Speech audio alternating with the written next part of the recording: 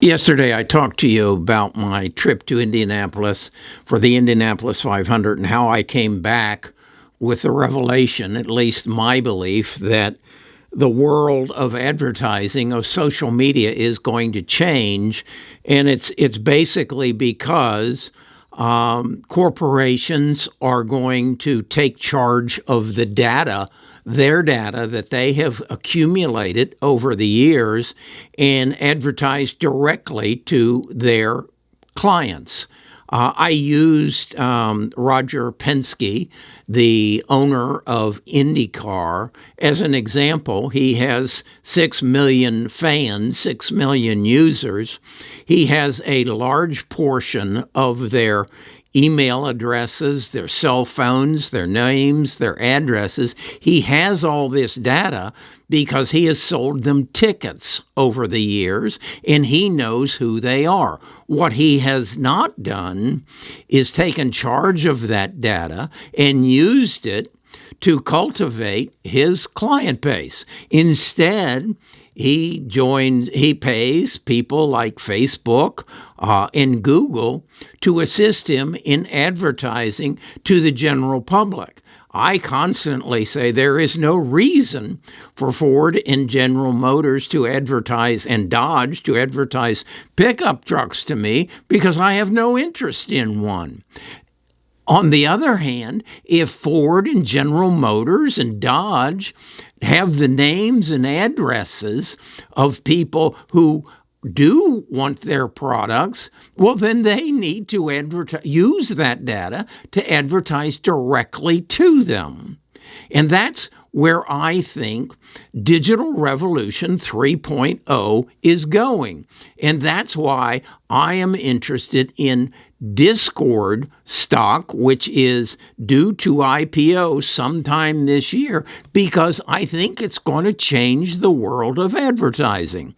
And that's what I want to dig in even deeper today about, is what exactly is the difference, as I understand it, between Facebook and Discord. Now, will there be other opportunities, other stocks that will recognize we don't need Google and Facebook and Snapchat and Twitter and whatever to reach our clients? We know who our clients are, so we can advertise directly to them. It's kind of like the difference between sending out a mail to my mailbox of everybody in the city, as opposed to labeling it to those people who you know are interested in your products. And that's what the Digital Revolution 3.0 is. And that's what this channel is all about. Not looking at how did somebody do last month or last quarter and their projections for the future, but instead looking into the future and saying, what's going to change in this world? Who's going to facilitate that change? And how can I buy shares in that company so I can profit with their growth as it takes off?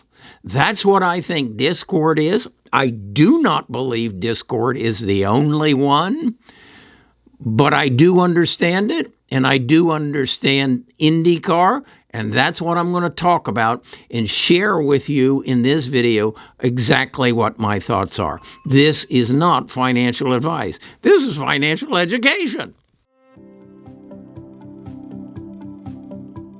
Best of Us Investors presents Kerry Griegmeyer.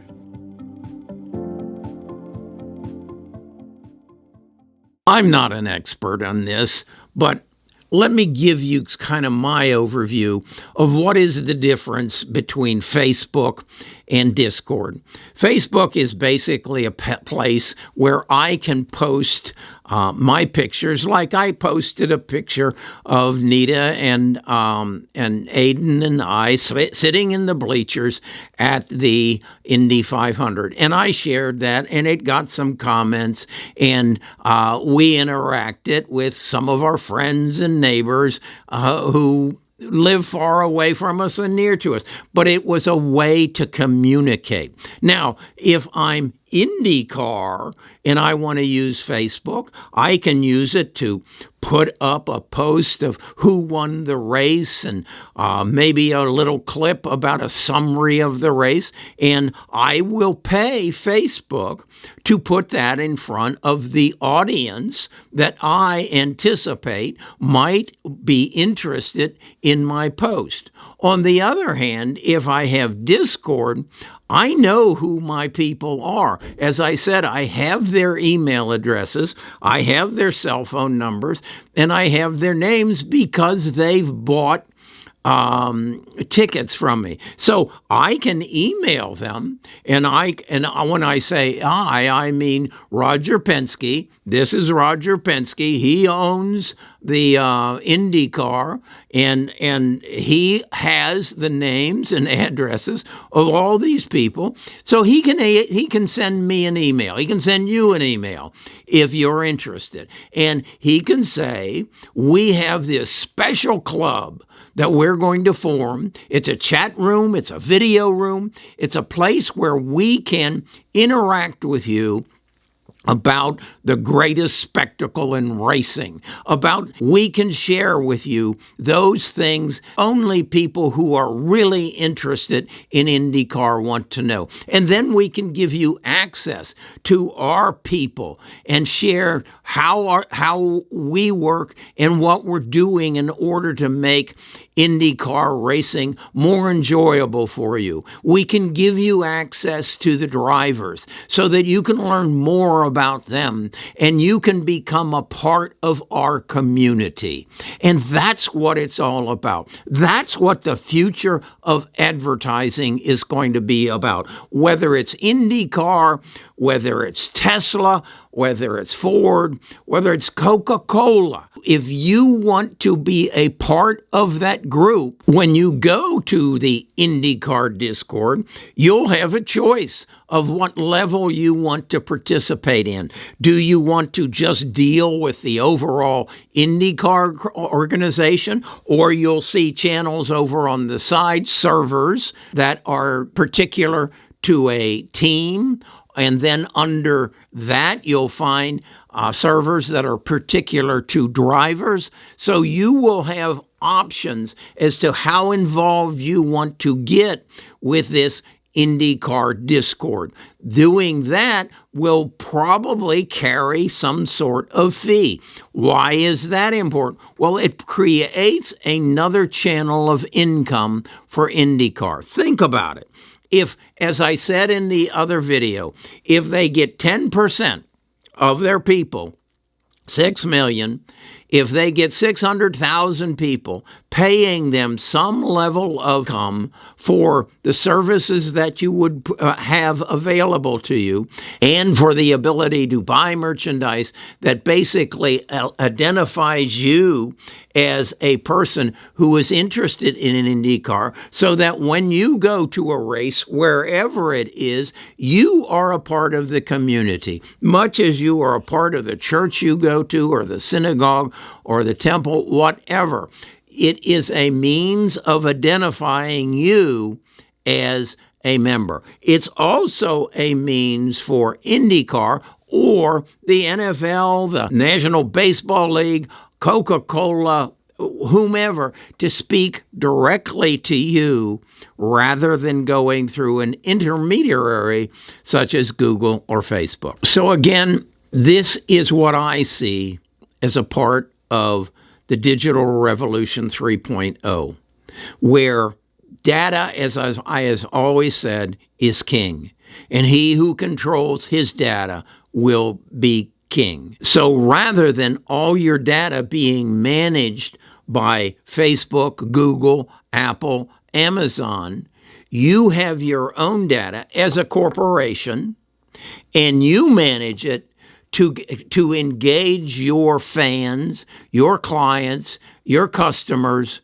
on a more intimate basis and giving them more access to what they want. Through this type of Digital 3.0, you as an individual have the ability to engage with that corporation on a more personal level, and you as a customer or a fan have the opportunity to become more intimately involved with those things that you want to be involved with, rather than being bombarded with ads that you have no interest in. So that's where I think this is going. I have a Discord. We have roughly 18,000 members. Some of them are there for free. Some of them want to interact more directly with some of our analysts. Some of them want to have access to my trading portfolio. It's all available at whatever level people want. I believe that corporations are going to wake up to this, and we're going to have an opportunity to become more involved in the tribe and the community that we want to be involved in. That's why I'm going to be watching anxiously for the introduction, the stock Discord, who is scheduled to IPO sometime later this year.